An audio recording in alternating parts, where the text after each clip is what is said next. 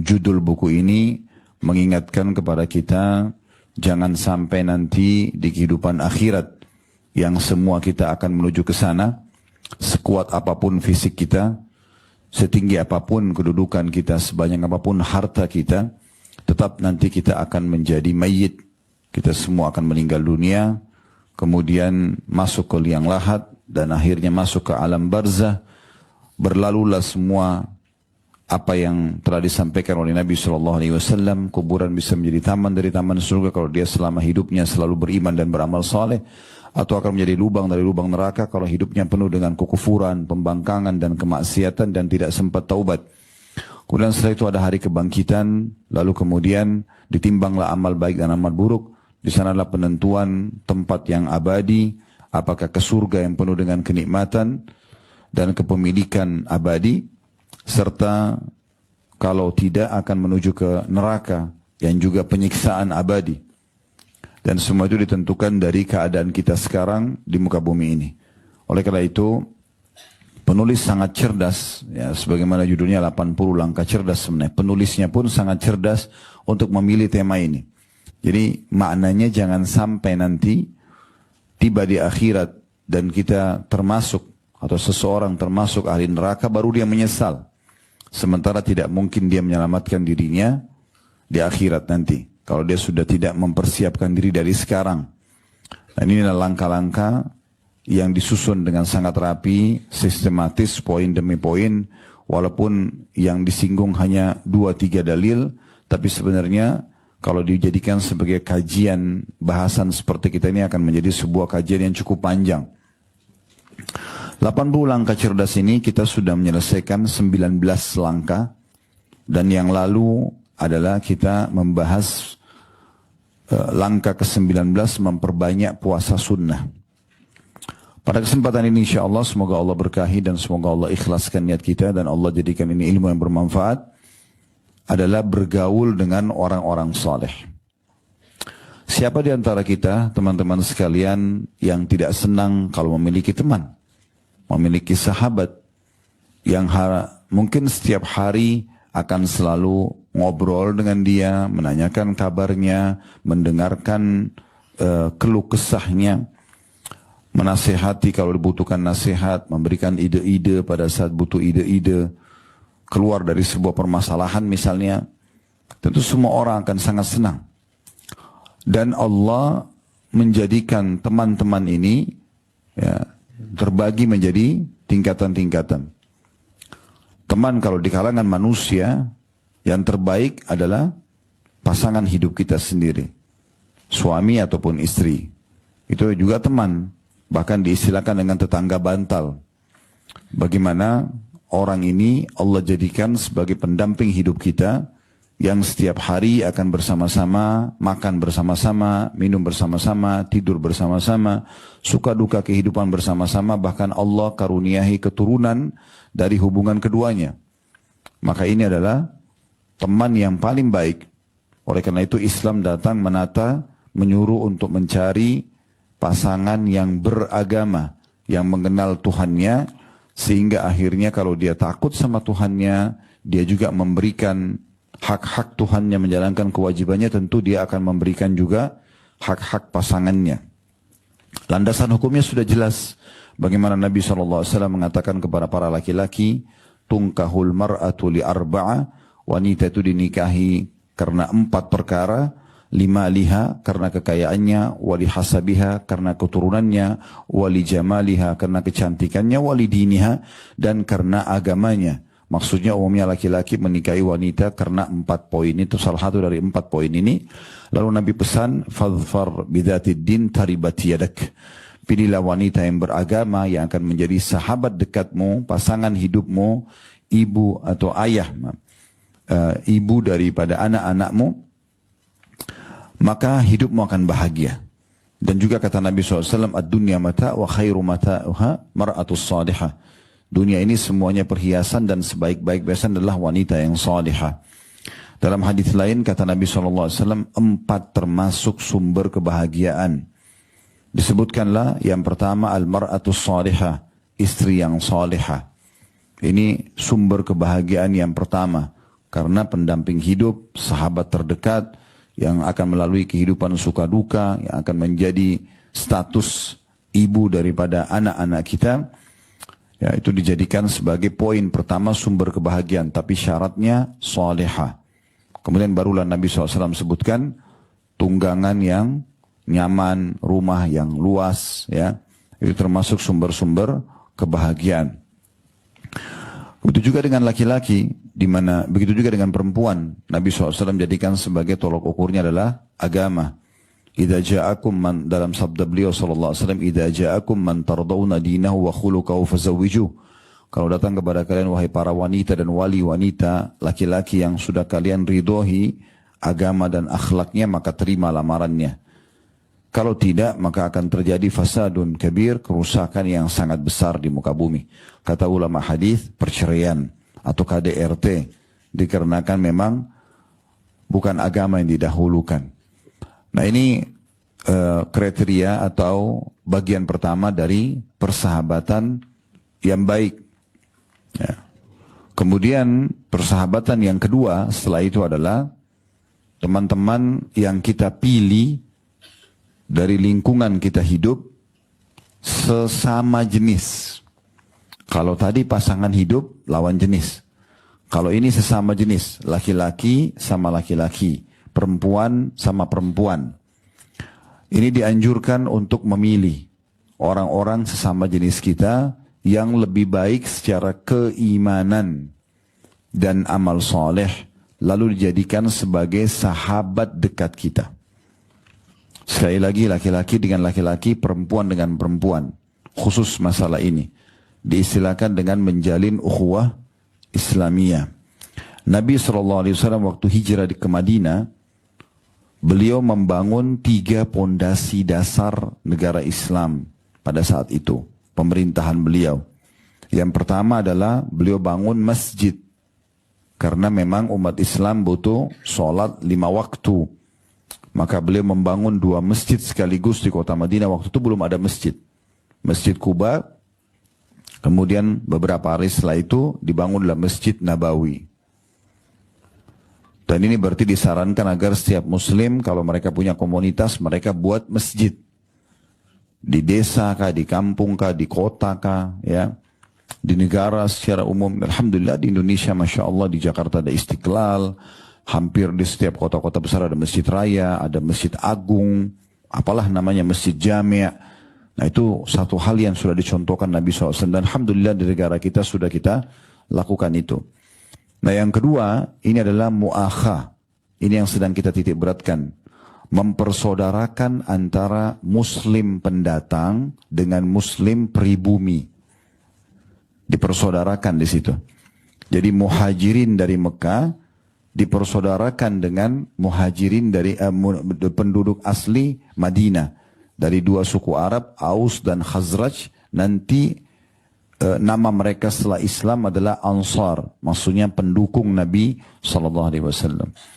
Jadi Nabi SAW melakukan mu'akha ini, persaudaraan secara umum. Muslim terhadap muslim yang lain harus menganggap mereka sebagai saudaranya. Jadi Islam itu lintas suku, lintas negara, lintas jabatan, lintas fisik. Nggak ada semuanya itu. Pokoknya dia syahadat, dia saudara saya. Seperti itu. Ya. Kemudian ada ukhuwah khusus. Persaudaraan khusus. Masih di poin ini ya. Masih di poin yang kedua ini. Pondasi yang kedua itu menjalin persaudaraan. Bagaimana Nabi SAW memilih individu-individu muslim dari penduduk Mekah, ya, dipersaudarakan secara khusus dengan penduduk Madinah. Seperti contoh persaudaraan yang masyhur antara Abdurrahman bin Auf radhiyallahu anhu penduduk Mekah, orang kayanya Mekah, dengan Sa'ad radhiyallahu anhu dari penduduk Madinah. Ya. Dan kisah masyhur bagaimana Sa'ad pada saat itu menyambut dengan gembira karena Nabi tunjuk, kamu sekarang bersahabat sama ini. Nah, seperti itu Nabi pilihkan secara individu. Jadi ini dari sini landasan hukumnya kenapa kita memilih sesama jenis kita, ya, untuk kita pilih, tapi orang yang lebih baik dari kita dari sisi keimanan, dari sisi amal soleh, supaya mereka bisa mempengaruhi kita.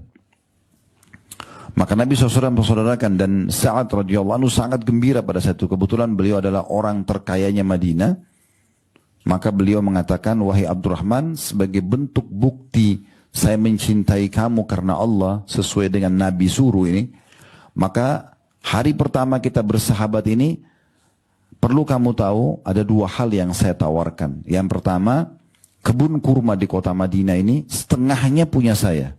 Saat ini orang terkayanya Madinah. Setengah Madinah ini kebun kurmanya itu punya saya. Di negara Timur Tengah ini perlu Bapak Ibu tahu, orang itu kalau hanya sekedar punya rumah besar, punya mobil mewah, itu belum dianggap kaya. Orang kalau kaya, orang di dunia kaya itu kalau punya kebun kurma. Ya, karena kebun kurma ini sepanjang tahun menghasilkan, ya, dan selalu aja mendatangkan manfaat. Maka oleh karena itu kebun kurma jadi tolak ukur.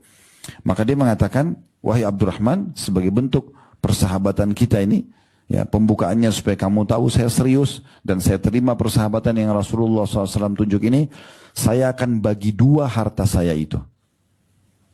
Jadi bayangkan kalau misalnya ada orang di Jakarta ini, setengah perusahaan di Jakarta punya dia. Begitu ada pendatang dari luar, belum pernah ketemu sebelumnya, tapi karena orang soleh, lalu dia langsung tawarkan, saya sebagai bentuk persahabatan kita ke depannya karena Allah, setengah perusahaan saya semuanya, misalnya dia punya 30 perusahaan, 15 punya kamu. Ini kayaknya nggak mungkin terjadi di masa sekarang. Ya. Mungkin kalau saudaranya datang dari kampung atau dari kota lain, dipinjamin mobil aja susah. Ya. Apalagi mau bicara berbagi saham perusahaan. Tapi kita lihat pelajaran luar biasa. Kemudian tidak cukup di situ. Saat berkata, saya memiliki 2 orang istri. Lihat salah satunya, kemudian pilih yang kamu cocok, saya ceraikan, setelah masa iddah kau boleh nikahi.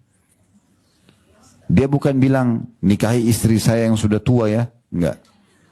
Kamu lihat salah satunya, saya akan datangkan, lihat mana yang cocok, kamu tunjuk, kemudian saya ceraikan, setelah masa iddah kau boleh nikahi. Ini pengorbanan yang luar biasa. Gitu kan? Bagaimana bisa seorang laki-laki mau menceraikan tetangga bantalnya, ini nggak mudah. Gitu kan? Kecemburuan pasti akan ada, karena sudah terjadi interaksi biologis. Tapi subhanallah dia lakukan itu. Tapi Abdurrahman radhiyallahu anhu, laki-laki mulia, saleh. Salah satu ciri kesolehan dia seperti ini. Ya. Maka Abdurrahman mengatakan, semoga Allah memberkahi di 2 penawaran ini. Di hartamu dan juga keluargamu. Jadi maksudnya adalah, jangan kau berikan aku harta itu. Tidak usah, cukup terima kasih atas niat baik itu. Tidak usah juga kamu ceraikan istrimu. Cukup tunjukkan aku di mana pasar. Itu aja. Pasar Madinah di mana? Karena aku baru hari ini masuk Madinah nih. Baru berapa hari, belum tahu Madinah. Tunjukkan aku di mana pasar, maka saat tunjukkan sana di pasar. Abdurrahman datang, dia lihat mayoritas yang dijual di pasar itu adalah perlengkapan perkebunan, karena mayoritas mereka perkebunan kurma. Maka dia datang ke kios yang paling besar, kemudian dia negosiasi, bagaimana kalau saya beli jatuh tempo, saya ambil barang sekarang, besok saya bayar. Maka pemilik toko itu setuju, kemudian baru mulai Abdurrahman dagang mulai hari itu. Subhanallah, berjalan beberapa waktu, Allah berkahi karena niatnya yang baik, maka Abdurrahman sampai memiliki pasar sendiri di Madinah. Bukan cuma punya kios, tapi dia melihat ada lahan-lahan yang kurang produktif di Madinah, dia izin kepada Rasulullah SAW sebagai pemerintah, ya Rasulullah, bagaimana kalau saya kelola tanah ini menjadi pasar? Maka dia pun membuat kios-kios, kemudian dia persilahkan para pedagang untuk datang, supaya mempermudah masyarakat Madinah untuk dagang. Dan bayarannya tidak harus dibayar, kecuali orang yang mau sukarela saja, mau memberikan bayaran. Akhirnya beliau menjadi orang kayanya muslimin juga. Tapi ini contoh saja. Mu'akhah terjadi atau terjadi kesepakatan antara ya, 2 pihak, laki-laki dan dengan laki-laki, perempuan dengan perempuan, menjalin persahabatan dekat seperti ini. Nah ini landasan yang kedua yang Nabi SAW bangun. Kemudian landasan yang ketiga di kota Madinah adalah mu'ahadah, kesepakatan damai dengan orang-orang non-muslim. Kesepakatan damai. Jadi waktu itu umat Islam terdiri dari suku Aus, suku Khazraj, ini 2 suku asli Madinah, dan Muhajirin, pendatang dari Mekah. Sementara di Madinah ada 3 suku Yahudi, Qainuqa, Nadir, dan Quraidah. Qainuqa, Nadir, dan Quraidah mereka tidak masuk Islam. Tapi karena tinggal sekota nanti dengan umat Islam, dengan Nabi SAW, maka Nabi buat mu'ahadah, kesepakatan damai. Sama-sama mempertahankan Madinah, sama-sama tidak saling mengganggu. Ya, seperti itulah. Nah, seperti kita sekarang di Indonesia ini, Masya Allah, berjalan semua ini. Karena semua warga negara Indonesia punya hak yang sama, mau agamanya beda pun sama, gitu kan. Ini poin yang luar biasa gitu. Ya, ini poin yang luar biasa yang harus kita syukuri. Apalagi momen kemerdekaan baru saja berlalu kemarin. Ini nikmat yang besar yang Allah berikan kepada kita. Ya. Sekaligus juga tentunya kita ingatkan banyak orang yang selalu memvonis dan menyalah-nyalahkan negara kita seakan-akan bukan negara Islam. Padahal pemimpin kita semua dari presiden pertama sampai sekarang Muslim. Kita tidak bicara kekurangan dan kelebihannya. Tapi dia adalah statusnya Muslim. Kita juga ya, mayoritas penduduknya Muslim. Kita juga sudah menjalankan syariat Islam. Sholat dikumandangkan, haji juga diadakan, puasa Ramadan diiklankan, didukung oleh pemerintah, majelis ulama ada terbentuk, kemudian pesantren-pesantren dan majelis taklim dibebaskan. Yang belum diterapkan tinggal masalah hudud. Saya pencuri dipotong tangannya, orang berzina dicambuk. Nah ini tinggal ini saja bisa diberikan masukan kepada pemerintah kalau diterima. Alhamdulillah, belum diterima nggak masalah. Tapi kan mayoritas hukum sudah dijalankan gitu kan. Nah tapi kita kembali kepada inti bahasan kita. Salah satu yang Nabi SAW susun sebagai bentuk pondasi dasar persatuan dan kesatuan di pembentukan negara di Madinah pada saat itu adalah ukhuwah. Menjalin persaudaraan antara pendatang sama pribumi dan juga menjalin perdamaian dengan orang-orang non-muslim untuk tidak saling mengganggu. Nah, saking pentingnya tentang masalah persahabatan ini dalam Islam, dan ini sampai dijadikan bagian daripada syariat. Jadi ini bukan cuma sekedar opsional, tapi ditekankan sekali supaya Bapak Ibu punya sahabat dari sesama jenisnya yang lebih baik dari dia. Memang usahakan punya sahabat, itu bagian dari syariat. Jangan eksklusif, jangan sendiri, nggak ada temannya, nggak. Karena kita ini manusia ini makhluk sosial, kita nggak bisa hidup sendiri. Orang yang eksklusif sendiri, tidak pernah bergaul, tidak pernah punya teman, ini agak aneh, ada masalah di kejiwaannya. Ya. Tapi kalau orang bersosialisasi, berbaur, kemudian dia juga punya satu sahabat atau lebih dari satu orang pun, dia menjalin hubungan sahabat itu sangat bagus. Ya. Pernah dengar nama sahabat Abu Darda radhiyallahu anhu? Pernah dengar ya? Abu Darda, istrinya dipanggil Ummu Darda. Abu Darda ini salah satu dia jadikan sebagai sumber pahala dia adalah dia menjalin 3 persahabatan khusus individual dengan 36 orang. Sahabatnya bukan 1, 36. Sahabat dekatnya. Yang dia selalu doakan mereka secara khusus ya, tanpa teman-temannya itu tahu. Karena kata Nabi SAW, siapa yang mendoakan saudaranya ala zahril ghaib tanpa temannya itu tahu, maka akan diijabah oleh Allah. Dan setiap kali dia mendoakan orang lain, malaikat di atas kepalanya mengatakan, wala kamithlu, kau akan dapat yang sama, kau akan dapat yang sama. Jadi ini penting ya, ini bagian daripada syariat. Jangan hidup eksklusif. Tapi memang orang mukmin itu hidup selalu bisa berbaur. Kalau di depan matanya kebenaran, dia dukung. Kalau di depan matanya kesalahan, dia ingkari. Dengan cara hikmah. Makanya kata Nabi SAW, orang mukmin yang berbaur dengan manusia, dengan suka duka mereka jauh lebih afdal dibandingkan orang-orang mukmin yang menyendiri di gunung untuk ibadah. Karena dia takut buat dosa, misalnya dia pun menyendiri di gunung sendirian di sana. Enggak. Lebih afdal kalau dia berbaur. Kalau ada ujian, dia bersabar. Ada nikmat, dia nikmati. Nah seperti itu. Baik, untuk tolok ukurnya, itu adalah hadis Nabi SAW, di mana kita memang dianjurkan untuk memilih nanti sahabat terdekat kita ini adalah orang-orang yang lebih baik secara keimanan tadi saya bilang. Ini dalilnya di halaman 35 diangkat oleh penulis. Sabda Nabi SAW, La tusahib illa mu'mina, wa la ya'kul ta'amaka illa taqi. Jangan pernah kamu berkawan atau menjadikan sahabat dekatmu kecuali orang-orang mukmin.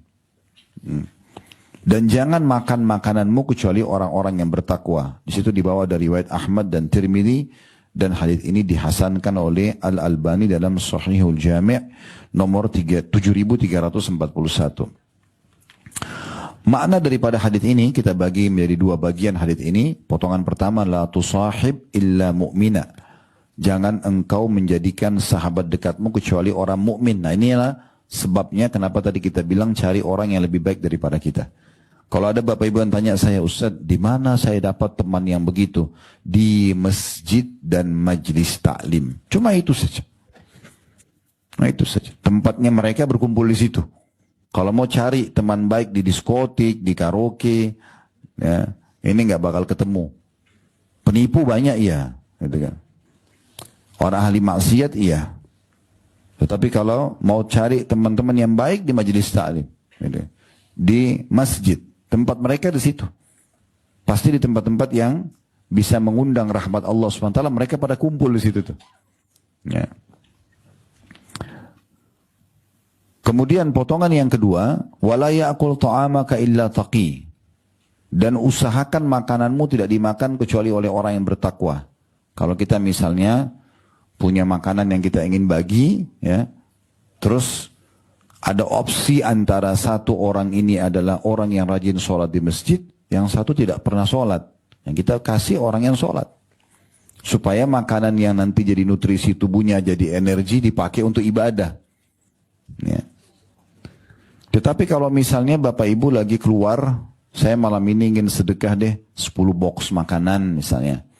Hari Jumat begini saya ingin bagi-bagi makanan, ya. Terus kita lagi jalan di jalan, gak usah bilang saya lagi milih-milih nih di jalan.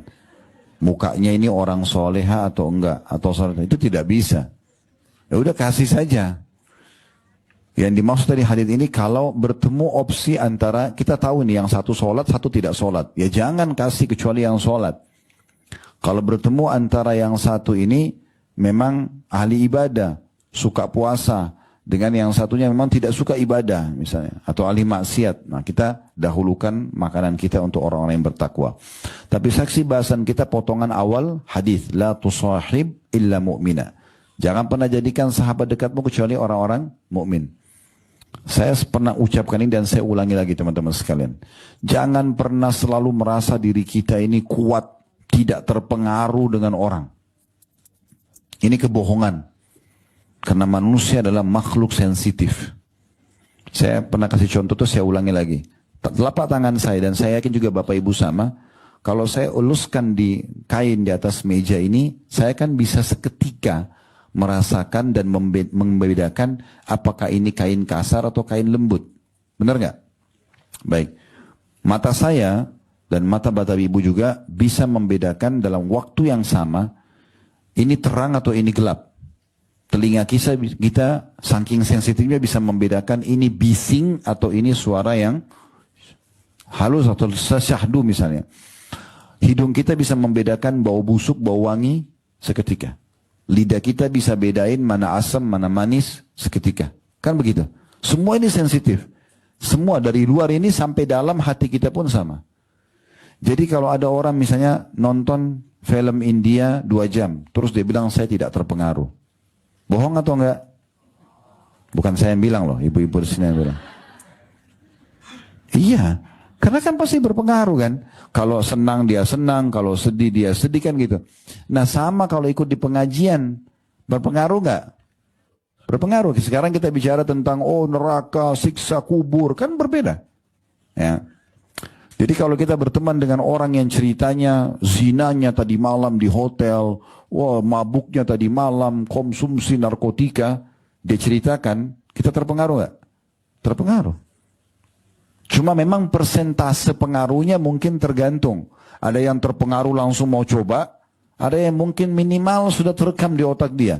Setan jadikan sebagai pegangan. Kapan dia mulai lemah imannya, setan masukin tuh. Oh, coba aja ini, kalau kamu lagi stres misalnya. Kan bisa begitu. Nah, sebagaimana juga kita kalau duduk sama teman-teman yang ceritanya, sudah tahu belum surah Al-Furqan ayat 27 sebab turunnya apa? Surah An-Nisa ayat 82 misalnya. Orang kan majelis taklim kan ngomongnya begitu. Ya. Hadis ini sudah pernah dengar belum? Kemarin tuh ada ustadz singgung masalah sahabat Nabi atau sahabiat Nabi ini. Kan ngomongnya begitu. Ini dua alam yang berbeda sekali. Ini juga akan berpengaruh pada kita. Mungkin kalau orang baru hijrah, baru ikut di taklim, agak kesulitan dia. Ini yang dibicarakan surah An-Nisa, surah yang mana? Saya baca Quran aja belum bisa. Ini namanya Abu Darda, Salman Al-Farisi, ya, si fulan dan si fulan, Nusaybah binti Ka'ab, ya, Asma binti Abi Bakar. Siapa orang-orang ini? Nggak tahu. Tapi kan hari pertama kita tidak tahu. Kita akan tanya, hari kedua mulai tahu, seminggu kita juga bisa tahu bersama mereka. Sering saya kasih contoh. Kalau teman ini contoh saja. Kalau seandainya ada orang yang tidak merokok, tapi dia berteman dengan 10 orang perokok. Hari pertama, hari kedua, walaupun dia tidak merokok, ya, minimal sudah menghirup asapnya. Minimal sudah melihat orang yang betul-betul menikmati dengan menarik asap. Membakar uangnya sendiri. Kemudian setelah itu 2-3 hari teman-temannya akan bilang coba aja sebatang. Sebulan dia akan merokok, setahun dia jadi penjual rokok. Begitu juga orang minum khamar, begitu juga dengan berteman dengan orang berzina, begitu juga berteman dengan orang pegosip, orang fitnah. Hari pertama, hari kedua belum berpengaruh, seminggu terpengaruh. Mungkin setahun dia malah menjadi sumber utama daripada maksiat tersebut. Nah, kita balik sekarang. Kalau seseorang tidak bisa membaca Al-Quran, lalu dia berteman dengan 10 orang hafid Quran. Semua teman-temannya ini hafal Quran. Hari pertama, hari kedua dia malu, karena baca huruf hijaiyah nggak tahu. Tapi dia akan belajar. Seminggu belajar, sebulan udah bisa ngaji, setahun bisa hafal Quran bersama mereka. Jadi memang pengaruhnya besar sekali. Ya. Saya lanjutkan, setelah menyebutkan hadis tadi, penulis mengatakan sahabat yang beriman adalah orang yang senantiasa membimbingmu untuk mentaati Allah Subhanahu wa taala.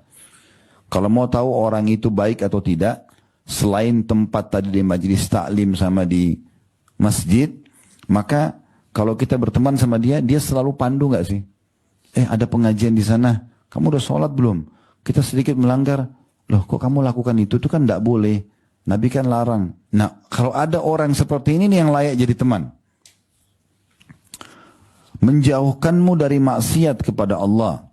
Mendoakanmu sesudah kamu mati. Ya, kalau orang-orang soleh atau soleha, pasti dia kalau temannya meninggal pun dia sibuk mendoakan. Ya. Bahkan ia juga akan memberi syafaat untukmu pada hari kiamat.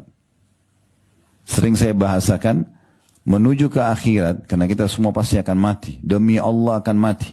Walaupun kita seorang olahragawan, ya, walaupun kulitnya masih kencang, walaupun baru investasi, bisa mati seketika. Ya. Maka kita harus paham teman-teman, kita sedang menuju ke akhirat. Di akhirat itu akan ada timbangan amal. Nah, salah satu yang bisa membantu kita untuk menyelamatkan di timbangan amal kalau kurang adalah syafaat namanya. Pertolongan. Dan pertolongan ini banyak. Ada syafaat dari para malaikat, dari para nabi-nabi, ada orang-orang beriman, dan ada sahabat dekat. Sahabat ini bisa memberikan syafaat. Kalau kita berteman dengan orang-orang yang baik, amalnya banyak, maka walaupun amal kita lebih sedikit dari dia, tapi karena kita bersahabat, dia bisa menolong kita. Karena orang nanti kalau ditimbangan amal, misalnya amal solehnya lebih berat daripada dosanya. Maka misal contoh amal solehnya 100.000. Ini contoh saja angkanya. 100.000 pahala. Dosanya misalnya 1.000.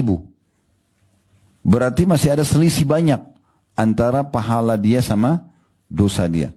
Nah, selisihnya ini bukan dibagi-bagi ya.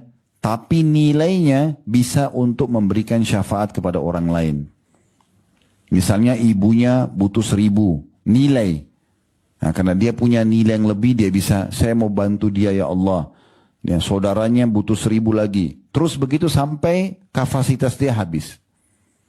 Kata Nabi SAW, ada di antara umatku, karena banyaknya amal soleh dan sedikitnya dosanya, bahkan bisa dikatakan tidak ada dosa, karena bertobat setiap hari kepada Allah, selalu menjaga diri dari yang haram, dia bisa memberikan syafaat sebanyak suku Mudar. Mudar ini suku Arab yang paling banyak anggotanya. Bisa jutaan orang. Ada orang nanti dari umat Muhammad SAW ini, saking banyaknya pahalanya, dia bisa memberikan syafaat begitu banyak orang. Jutaan orang dia bisa tunjuk, saya tolong si fulan ya Allah, saya tolong si fulan ya Allah, gitu, saking banyaknya amal soleh. Makanya saya bilang teman-teman sekalian, menuju ke akhirat, bawa 2 hal dan jangan bawa 2 hal. Bawa 2 hal ini apa? Bawa amal soleh dan teman soleh. Bawa itu. Selalu sibuk dari amal soleh dan selalu punya teman yang siap untuk membantu kita nanti. Di dunia ingatkan kita selalu beramal soleh, di akhirat dia akan bantu kita dengan syafaatnya. Dan jangan menuju ke akhirat membawa 2 hal. Membawa dosa dan musuh. Ya. Dosa, dari dosa ke dosa. Sampai kapan mau dosa terus ini? Harus segera taubat kepada Allah SWT. Kembali ke jalan Allah. Kemudian musuh. Bangun tidur, yang paling pertama gosip. Paling pertama WA ke orang, kamu udah tahu belum beritanya? Pembantunya si fulana baru keluar, dia ribut sama suaminya semalam, dia ribut sama istrinya, A, B, C, lengkap datanya orang, gitu kan? Pada orang seperti ini banyak sekali musuhnya, karena setiap hari ada target dia. Ya. Berarti ini dia siap untuk bagi-bagi pahala hari kiamat. Udah. Yang kita tidak tahu dari seseorang, jangan cari tahu. Gak usah cari tahu. Bermula dari pasangan kita. Gak usah ambil tugasnya malaikat, cek-cek handphone terus. Hah? Gak usah. Pusingin diri untuk apa? Kalau kelihatan depan mata, benar kita dukung. Kalau salah, kita ingatkan. Tapi kalau tidak kelihatan, gak usah nyari-nyari. Ya, gak perlu. Ada malaikat yang ngawali dia, nggak kita gaji lagi. Dia mau safar ke ujung dunia, tetap malaikat bersamanya, tetap Tuhannya mengawasi, nggak usah repot-repot. Ya, paham gak ibu-ibu ini?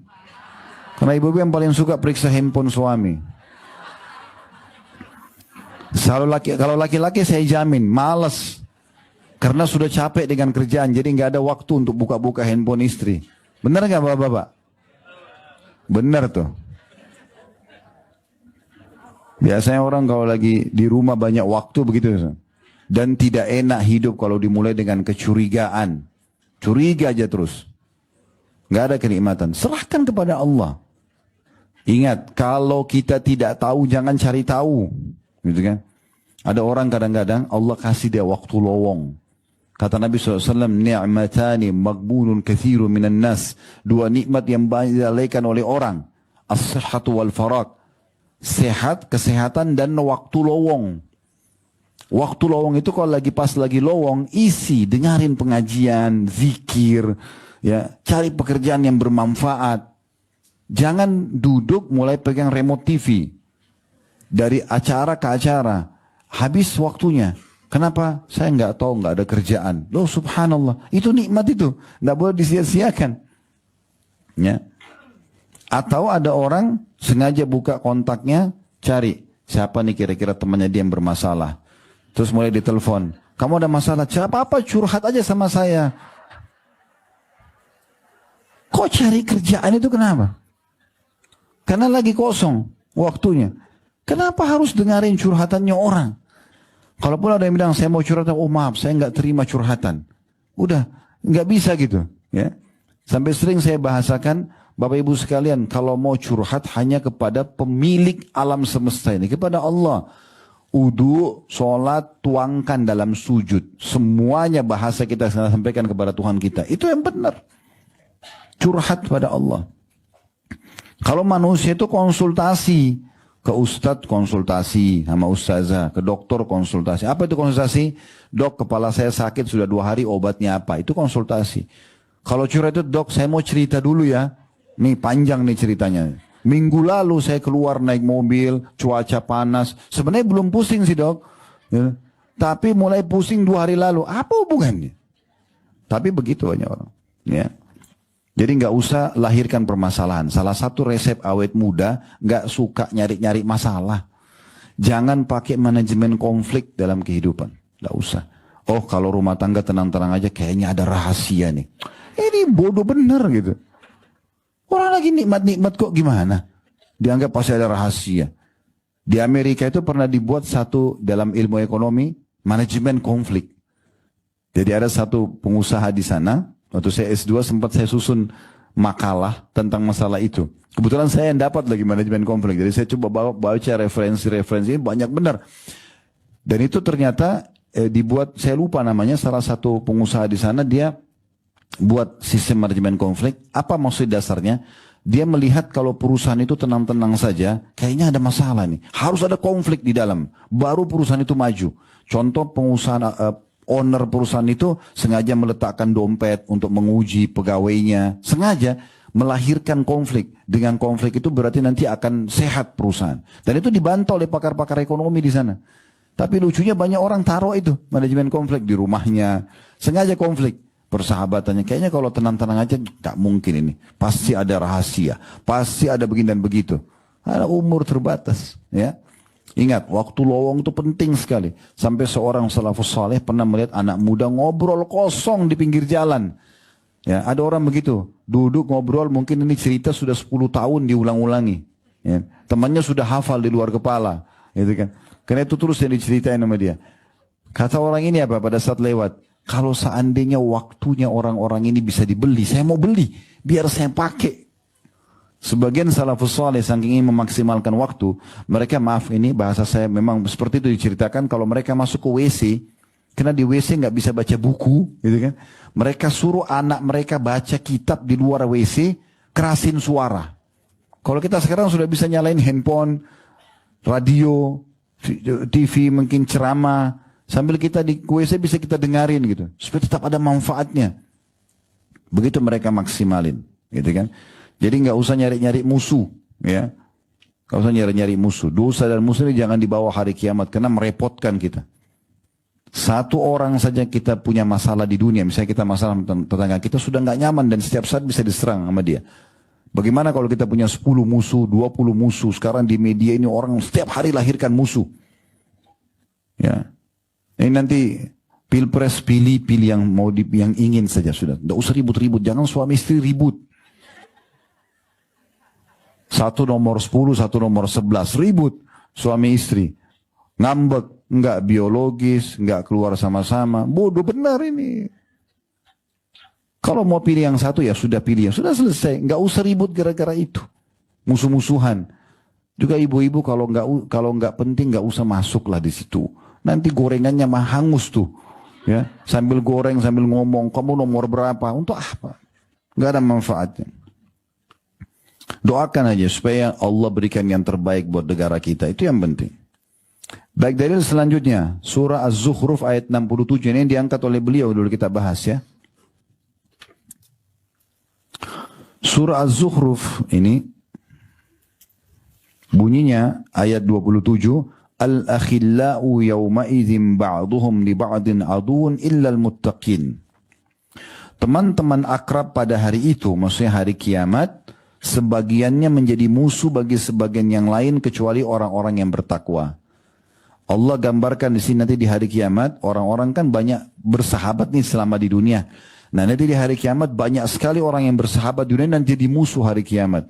Kenapa? Karena mereka selama di dunia saling dukung-dukung dalam kemaksiatan yang membawa pada api neraka. Maka mereka tuduh-tuduhan, kamu yang dulu suruh saya, kamu yang ajak saya, kamu yang bayarin saya, gitu-gitu. Orang kan ribut hari kiamat nanti. Ya.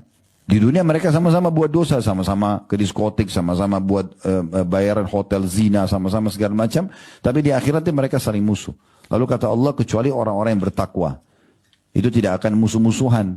Karena mereka saling ngajak ke majelis ta'lim, ayo ke pengajian itu yuk, ayo ke masjid ini yuk, ayo sedekah ke sana yuk, dan seterusnya itu kebaikan semua. Ayo umroh dan haji yuk misalnya. Kata beliau selanjutnya di halaman 36-nya, adapun teman yang fasik, fasik maksudnya buruk ya, jauh dari agama, maka dia terus menggiringmu untuk bermaksiat kepada Allah dan menjauhkanmu dari segala bentuk ketaatan kepadanya. Karena itulah permusuhan yang akan terjadi di antara mereka pada hari kiamat sangatlah kuat. Sebagaimana Allah berfirman. Nah ini, ayat ini tolong fokus ya. Allah sudah bocorin buat kita apa yang terjadi nanti di akhirat. Hari ini sudah sampai di kuping Bapak Ibu sekalian, dengarkan.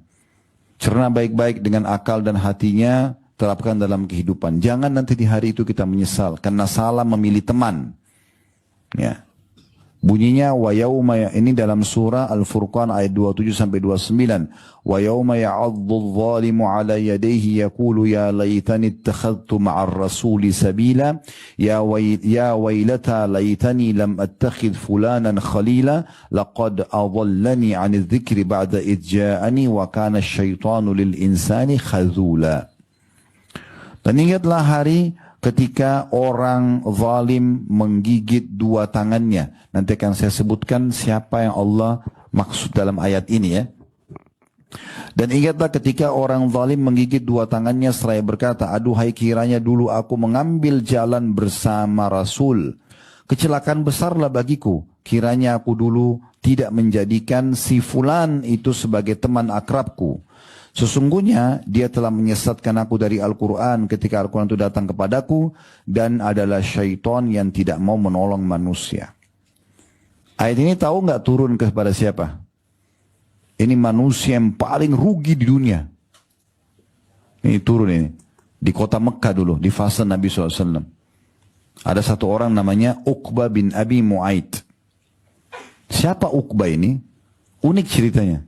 Uqbah bin Abi Mu'aid ini, teman-teman sekalian, adalah sahabat Rasulullah SAW. Tapi dia masih kafir. Waktu itu di Mekah. Nabi SAW ingin supaya sahabat-sahabat yang pernah dulu sebelum dinobatkan jadi Nabi masuk Islam. Karena ini orang-orang yang paling layak ditawarkan kebenaran gitu. Intinya Nabi SAW pernah berkata kepada Uqbah bin Abi Mu'aid pada saat Uqbah ini mengundang Nabi SAW makan di rumahnya. Jadi dia undang, dia tahu Nabi sekarang menjadi seorang Muslim, tapi ini sahabatnya. Gitu. Maka dia undang Nabi SAW makan di rumahnya. Waktu Nabi SAW menjawab undangan itu, beliau kasih syarat, wahai Uqbah, kalau kau mau aku bertamu, menjadi tamumu, aku makan makanan ini, aku minta engkau syahadat. Masuk Islam. Maka Uqbah, karena dia rasa ini sahabatnya, ini tamunya, dan syaratnya mau bertamu, ucapin syahadat, maka dia ucapin syahadat. Uqbah bin Abi Mu'aid ini, salah satu tokoh Mekah. Dia selevel dengan Abu Jahal, Abu Lahab, selevel Umayyah bin Khalaf. Memang orang-orang kayanya Mekah dan pemimpin-pemimpin suku-suku terkenal di Mekah gitu. Dari Quraisy itu banyak suku-suku lagi di bawahnya gitu kan. Maka Nabi SAW makan dan gembira dengan masuk Islamnya ini. Tersebarlah satu Mekah kalau Uqbah masuk Islam. Uqbah ini kebetulan bersahabat juga dengan satu tokoh Mekah. Ini orang jahatnya Mekah ini. Ya, dia adalah majikannya Bilal dulu. Yang menyiksa Bilal, yang taruh batu panas di dada Bilal. Siapa? Tahu nggak? Sudah berapa tahun belajar di majelis taklim ini tidak tahu namanya. Umayyah bin Khalaf namanya. Umayyah bin Khalaf. Umayyah bin Khalaf ini yang jahat sekali. Dia ini sama selevel sama Abu Jahal, Abu Lahab, selevel semua ini. Ya. Rupanya si Umayyah bin Khalaf ini dengan Uqbah bin Abi Mu'aid sahabat juga. Selain Uqbah ini sahabat dengan Nabi. Dan kebetulan ini juga partner bisnisnya. Maka Umayyah marah pada Uqbah lalu mengatakan, apa kau meninggalkan agama nenek moyangmu dan ikuti agama Muhammad? Kata Uqbah, saya bersahabat dengan Muhammad dan saya undang ke rumah saya makan, dia berikan syarat, dia mau bertamu dan menjawab undangan saya dan makan makanan saya kalau saya masuk Islam. Maka saya ucapkan karena itu. Kata Umayyah, kalau gitu buktikan kepada penduduk Mekah kalau kau bukan di agama Muhammad. Karena sekarang tersebar, kamu ini tokoh Mekah, kalau kau masuk Islam semua orang bisa ikut agama Muhammad. Buktikan kalau kamu itu Bukan dalam agama Muhammad. Tidak cukup di situ. Kalau kau ingin bisnis kita berlanjut, persahabatan kita berlanjut, saya ingin engkau meludahi mukanya Muhammad. Ini kata Umayyah, majikannya Bilal. Dan Umayyah ini mati terbunuh di tangan Bilal di perang Badar. Ya. Tentu ada kisah sendiri teman-teman, kalau kembali ke kajian Sirah Nabawi kami sudah ada. Kalau saya bahas ini nanti panjang gitu. Baik, ringkas cerita, akhirnya Uqbah melakukan itu. Dia datang ke dekat Ka'bah, sekitar Ka'bah, dan Nabi SAW kebetulan lagi tawaf pada saat itu.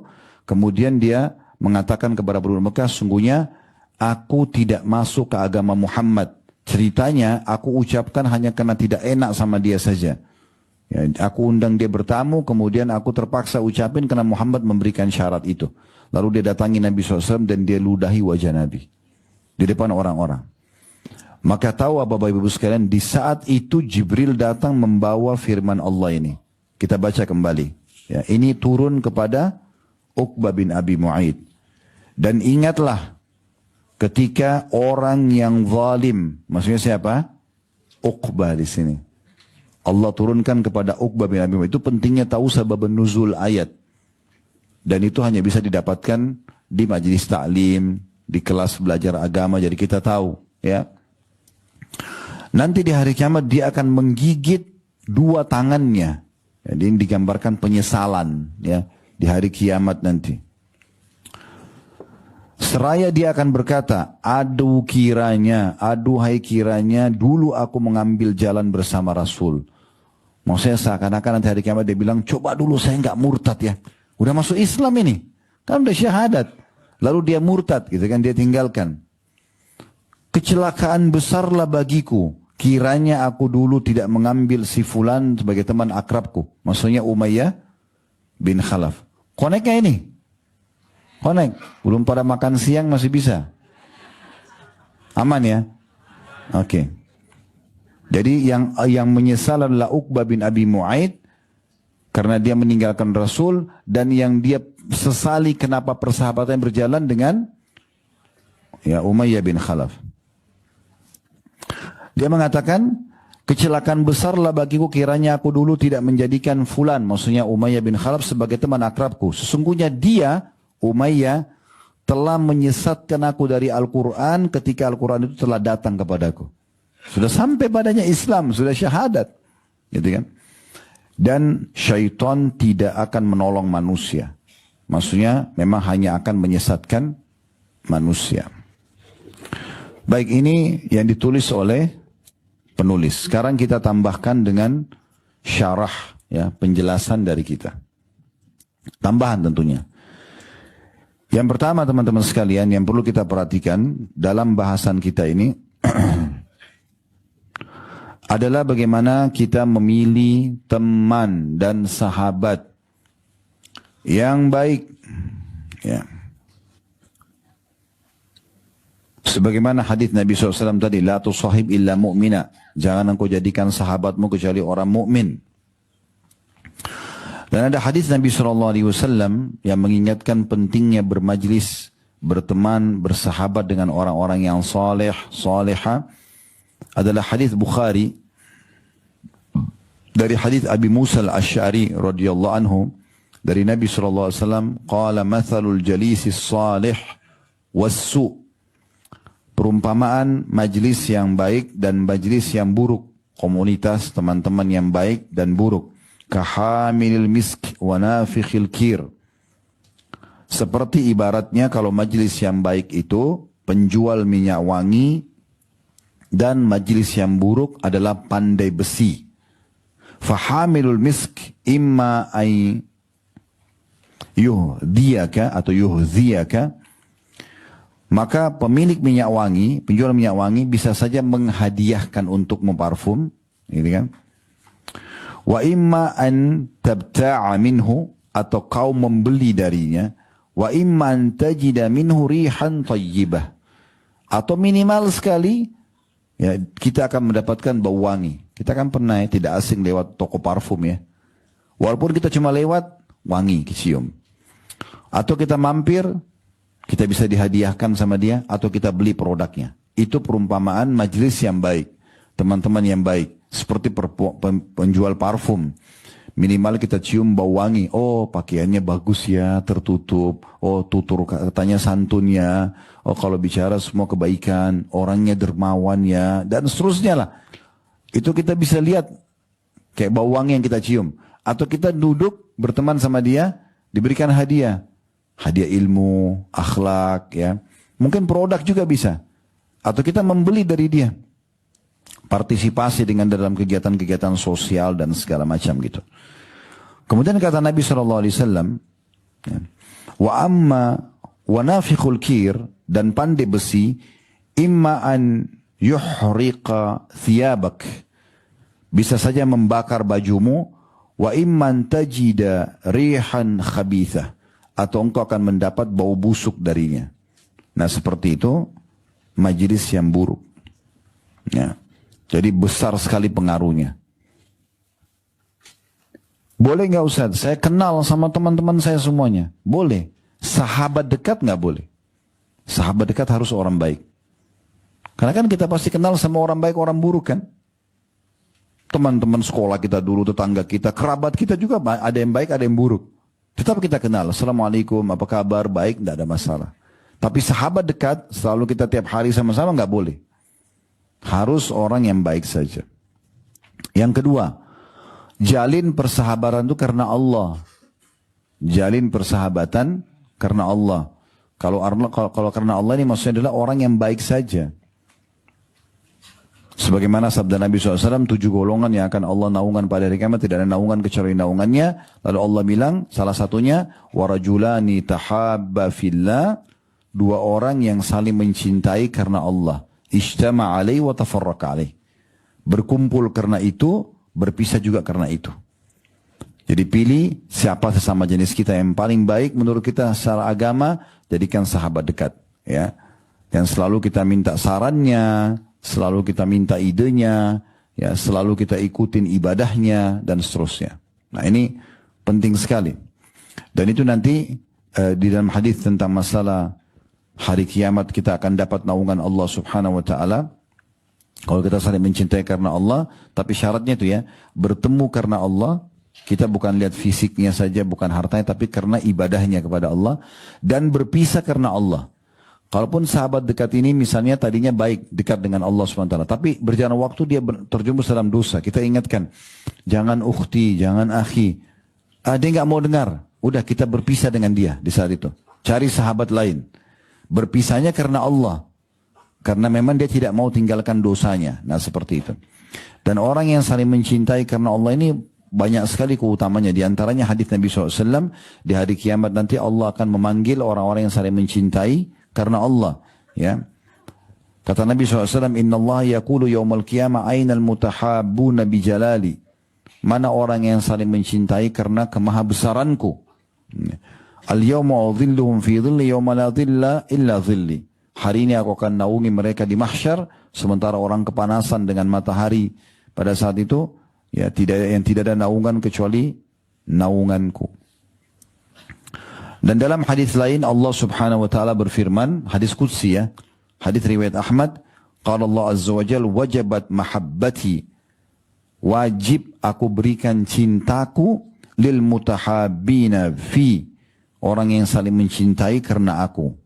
Wal mutajalisina fi, orang yang duduk karena aku. Kayak kita gini, kita majelis ilmu untuk dengar firman Allah, dengar sabda Nabi SAW. Ini Allah cintai kita, Allah wajibkan cintanya untuk kita. Jadi orang yang saling mencintai karena Allah, orang yang duduk karena Allah. Wal mutazawirina fi, ya, mutazawirin maksudnya orang yang saling berziarah satu sama yang lain, ya.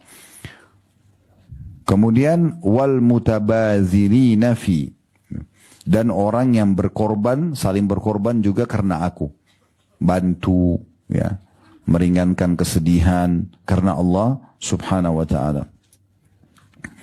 Semua ini akan diberikan atau wajib Allah berikan cinta padanya. Dalam sebuah hadis Muslim juga diceritakan, pernah ada kisah, an rajulan, kata Nabi SAW, zara akhan lahu fi qaryah. Seseorang menziarahi saudaranya yang lain, tidak ada hubungan kerabat sama dia, di satu negeri yang berbeda. Fa'arsadallahu lahu ala madrajatihi malakan. Falamma ata alaihi, maka Allah datangkan sosok malaikat yang ada tiba-tiba muncul di tengah-tengah perjalanan orang tersebut. Ya, Allah utus malaikat. Ketika orang itu sedang menuju ke desa atau negeri yang dia targetkan untuk mendatangi saudaranya. Qala aina turid? Malaikat itu mengatakan, kamu mau kemana? Qala uridu akhan li fi hadhil qaryah. Kata orang itu, aku ingin menjenguk atau mendatangi saudaraku di negeri ini. Qala hal laka alaihi min ni'mah tarubbuha? Maka malaikat itu mengatakan, apakah kamu mau bertemu dengannya karena kamu punya hak? Ada haknya, ada sesuatu nikmat yang kau kejar dari dia. Ya, maka orang itu mengatakan, ada enggak sesuatu yang secara duniawi menguntungkan kamu di situ? Dia mengatakan, faqala la. Dia mengatakan, tidak. Ghaira anni ahbabtuhu fillahi azza wa jal. Yang mendorong aku datang karena aku hanya cintai dia karena Allah yang maha mulia dan maha tinggi. Qala fa inni rasulullah ilaik. Maka malaikat itu mengatakan, ketahuilah aku adalah utusan Allah khusus datang kepadamu, bi anna Allah qad ahabbaka kama ahbabtahu fi. Bahwasanya Allah memerintahkan aku menyampaikan kepadamu kalau Allah mencintaimu karena engkau telah mencintainya karena Allah. Seperti itulah. Dan termasuk sunnahnya, teman-teman sekalian, kita mengucapkan kepada orang itu ya. Kita mengatakan, saya mencintai anda karena Allah. Kalau bahasa Arabnya, uhibbuka fillah. Kalau laki-laki, kalau perempuan, uhibbuki fillah. Ya. Jadi kita mengatakan ka dan ki aja bedanya. Kalau laki-laki, uhibbuka fillah. Kalau perempuan, uhibbuki fillah. Ya. Karena pernah ada satu majelis, dalam satu majelis ada seorang laki-laki yang sangat suka dengan seorang laki-laki yang lain dari sisi ibadahnya. Bagus sekali ibadahnya. Lalu kata orang itu, ya Rasulullah, saya cinta orang ini karena Allah. Kata Nabi SAW, kejar dia dan ucapkan di depannya. Suruh ucapkan, uhibbuka fillah atau uhibbuki fillah. Ya. Itu hadis riwayat Imam Ahmad. Kemudian setelah itu tidak cukup dengan itu, kita harus menunjukkan persahabatan yang benar, ya, yaitu peduli dengan keadaannya, terus nanya kabarnya, senyum pada saat bertemu, ya, memberikan nasihat kalau dia butuh nasihat, mengingatkan, mendukung kalau dia berbuat baik, mengingatkan kalau dia berbuat salah, ya. Banyak sekali dalil masalah ini, diantaranya hadis riwayat Muslim dari hadis Abi Dzar radhiyallahu anhu. Beliau berkata, qala li Nabi sallallahu alaihi wasallam, berkata kepadaku Nabi sallallahu alaihi wasallam, la tahqiranna minal ma'rufi syai'a, jangan pernah engkau pelit dengan satu kebaikan, walau an talqa akhaka biwajhin talq, walaupun engkau bertemu dengan saudaramu dalam kondisi ya wajah yang ceria, tersenyum, ya. Juga hadis yang masyhur yang kata Nabi SAW, tabassum fi wajhi akhika sadaqah, senyum di depan wajah saudaramu adalah ya sedekah. Dan juga tentang masalah berbuat lemah lembut, ya, santun dan ramah dengan dia, memenuhi kebutuhannya, gitu kan. Sampai sebagian salaf mengatakan, aku menjalin hubungan persaudaraanku karena Allah ini lebih aku jaga dibandingkan hubungan persaudaraan kandungku, seibu sama seayah. Mereka mengatakan itu karena hubungan saudara dari ibu dan ayah itu terjalin dengan sendirinya. Sementara hubungan karena Allah ini harus aku menjalinnya. Dan itu bagian daripada syariat. Sampai sebagian mereka mengatakan, aku menyiapkan makanan kesukaan 10 orang sahabatku di jalan Allah, makanan kesukaan mereka ditraktir, lebih aku sukai daripada aku ibadah semalam suntuk sholat malam. Memberi makan orang-orang gitu, ya, memberi makan sahabat-sahabat dekat, ya. Kemudian juga yang perlu diperhatikan adalah usahakan pada saat ketemu salaman, tapi sama jenis ya, laki-laki sama laki-laki, perempuan sama perempuan. Salaman ini penting sekali, bagian daripada syariat. Kata Nabi SAW dalam hadis riwayat Malik, tasafahu, saling salaman kalian, ya, berjabat tangan. Yadhhabul ghil, maka dengan salaman niscaya akan hilanglah kedengkian. Sering salaman itu akan menghilangkan kedengkian. Watahadau, tahabu, saling memberikan hadiah, kalian akan saling mencintai. Watazhabu asyahna, dan akan menghilangkan permusuhan. Nah, kalau tadi saya sempat jelaskan di awal, sahabat yang paling dekat sebenarnya pasangan hidup, ya, suami istri. Ini yang harus dijaga benar. Ya, baru kemudian datang yang kedua, sahabat di luar suami istri, tapi ini sesama jenis. Kalau ini dengan lawan jenis, jangan dibalik ya. Jangan persahabatan di luar lebih akrab, sama suami atau sama istri rusak. Ini nggak benar. Tolok ukurnya persahabatan orang itu bagus kalau kita sudah tahu dengan pasangannya bagus. Memang begitu, ya. Kita mau tahu laki-laki ini baik atau tidak, lihat bagaimana penilaian istrinya. Kita mau tahu perempuan ini baik, bagaimana penilaian suaminya. Memang begitu, ya. Karena orang terdekat itu kan yang lihat dia setiap hari, bahkan mungkin dengan maaf tidak berbusana pun dia sudah tahu semuanya. Berarti orang ini orang yang paling kenal, gitu kan, luar dalamnya. Makanya pernah para sahabat bertanya tentang Nabi SAW. Seakan-akan mereka sudah lihat Nabi kalau di luar luar biasa. Wibawa, santun, dermawan, semua sifatnya. Dan mereka mau tahu Nabi di rumah bagaimana. Maka mereka tahu orang yang paling Nabi cintai adalah Aisyah radhiyallahu anha. Maka mereka bertanya. Datang kepada Nabi Ummul Mukminin Aisyah lalu mengatakan, "Kaifa kana khuluqun Nabi SAW?" Dalam hadis riwayat Muslim. Bagaimana menurut Anda sebagai istri akhlaknya Rasulullah? Di luar rumah kami sudah tahu nih. Kalau di rumah bagaimana? Saking sulitnya Aisyah menggambarkan bagaimana indahnya dan sempurnanya Nabi sampai beliau cuma mengatakan kana khuluquhul Quran. Kalau mau tahu akhlaknya Nabi, Al-Quran. Jadi seperti Al-Quran yang berjalan. Sangat baik. Sangat ramah, sangat santun, sangat dermawan, sangat pemaaf, sangat penyabar. Semuanya berkumpul padanya. Ya, sallallahu alaihi wasallam. Teman-teman sekalian, saya akan singgung 2 poin ini. Kalau dalam rumah tangga, jalin dan selalu hidupkan suasana yang indah antara keduanya. Perbaharui selalu dengan sering salaman, sering ngobrol, sering saling memberikan hadiah. Ya. Yang saya tahu ini biasanya laki-laki yang sibuk kasih hadiah istrinya. Istri ini tidak pernah kasih hadiah suaminya. Benar nggak? Kok pada nolak? Surveinya begitu. Kok kamu sudah lama nggak kasih saya bunga? Begitu suaminya kasih, terima kasih ya, selesai. Dibalas nggak?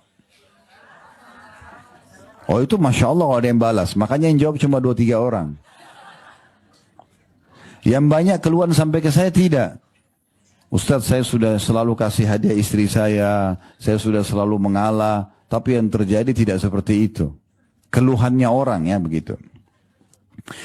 Nah indah sekali rumah tangga itu, persahabatan suami istri ini kalau betul-betul kita saling mencari pahala satu sama yang lain. Ya, saya sebagai suami bagaimana membahagiakan istri saya ini? Apalagi gitu. Karena Allah semuanya. Maksudnya karena Allah ini selama tidak melanggar hukum Allah. Bagaimana saya selalu membuat dia senyum, dia bahagia, dia senang gitu-gitu. Nah istri juga begitu, bagaimana dia mengejar itu dari suaminya. Bagaimana ini suaminya selalu senang, bahagia, dan itu terus yang dikejar. Ya. Bahasa ringkasnya sebenarnya ridho ya, mencari ridhonya. Nah Nabi kasih tadi kata kuncinya. Saling memberi hadiah, saling bersalaman, ya. Seperti itulah, saling memaafkan kalau ada kesalahan, ya, mendukung pasangan. Jadi kalau ada pasangan kita sedang melakukan pelanggaran, jangan biarkan itu seperti tangannya sedang ditarik oleh syaitan menuju ke neraka. Jangan kita biarkan syaitan mengambil dia, loh, itu pasangan kita. Raih kembali tangannya, ingatkan, salah loh ini. Ini syaitan lagi berbicara, jangan sampai diikutin. Nah gitu. Kita harus lepaskan dia, contoh. Begitu juga dengan sahabat setelah itu, di luar. Ya. Sahabat di luar. Kita boleh minta saran kepada pasangan, kira-kira menurut kamu bagus gak sih kalau saya berteman sama si fulan, itu bisa. Tapi jangan minta saran orang di luar, saya lanjutin rumah tangga saya atau tidak sih. Karena untuk konsultasi ini harus pada ahlinya.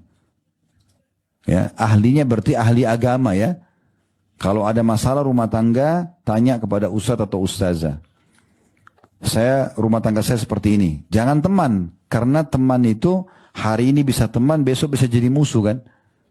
Dia kalau sudah tahu kesalahan kita hari ini, ada aib kita, maka dia bisa jadikan sebagai senjata.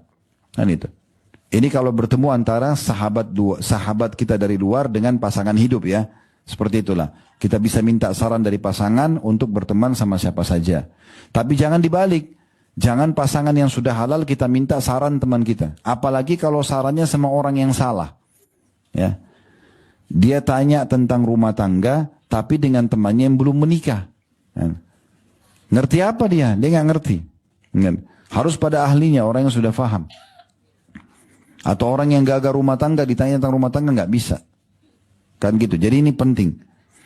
Baik, dalam persahabatan kita, kalau sama suami tadi atau sama istri, kita usahakan selalu mencari apa nih kira-kira selama itu halal, bisa membahagiakan dia, lakukan. Nah gitu loh.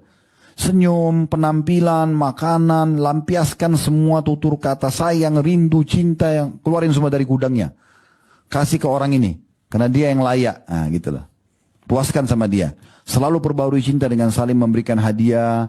Apalagi nih, ya gitu. Kan indah sekali kalau saya salah satu pasangan lagi habis belanja bawa barang belanjaan. Terus pasangnya bilang, ayo kita bagi yuk sama-sama. Masuk rumah sama-sama. Dia apa nih kira-kira yang bisa kerja sama-sama. Jadi kayak orang yang betul-betul saling mencari pahala satu sama yang lain. Ya. Nah ini poin penting ya. Ini pernah saya ceritakan tapi saya ingatkan kembali. Ada salah satu teman saya, subhanallah saya 10 tahun tidak ketemu. Kemarin berapa hari lalu saya ketemu lagi sama beliau. Ya, saya dengar ada di Jakarta, kemudian saya telepon beliau, akhirnya ketemu, alhamdulillah. 10 tahun saya nggak ketemu. Waktu saya ketemu, saya tiba-tiba teringat lagi ya kisah itu. Dia pernah cerita sama saya. Dia bilang, Khalid, dulu ini sekitar waktu awal kami ketemu 15 tahun yang lalu. Dia bilang, saya pengen sekali nikah sama wanita Indonesia. Oh iya, kenapa antum mau nikah sama orang Indonesia? Tanya saya gitu. Dia bilang, ada satu kejadian unik. Saya naik pesawat dari Jakarta ke Riyadh, 8 jam.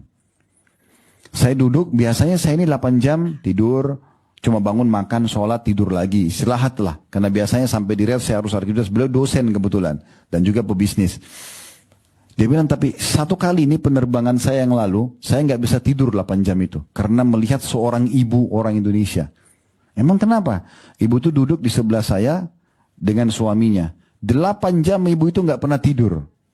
Duduk, dia cuma ngomong sama suaminya. Suaminya tidur, tetap didampingi sama dia. Suaminya mau apa, dia berdiri ambilin. Dia minta ke pramugarinya. Ini ibu ini hidupnya kayak untuk suaminya udah. Dia berpikir semua wanita kita begitu. Dia kira semua sama. Dia bilang, karena itu saya mau nikah sama orang Indonesia. Padahal Allahu a'lam. Saya bilang Allahu a'lam ya. Jangan serang saya lagi nanti di masjid.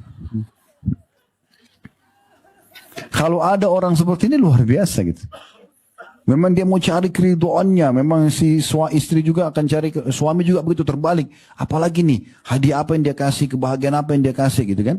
Saya ketemu dengan beberapa teman-teman di pengajian pada saat haji dan umroh. Masya Allah ada orang yang selalu berpikir, ya, saya kasih makanan, oh ya Ustadz saya bawa ya, biar saya makan sama istri saya. Wah ini Masya Allah benar.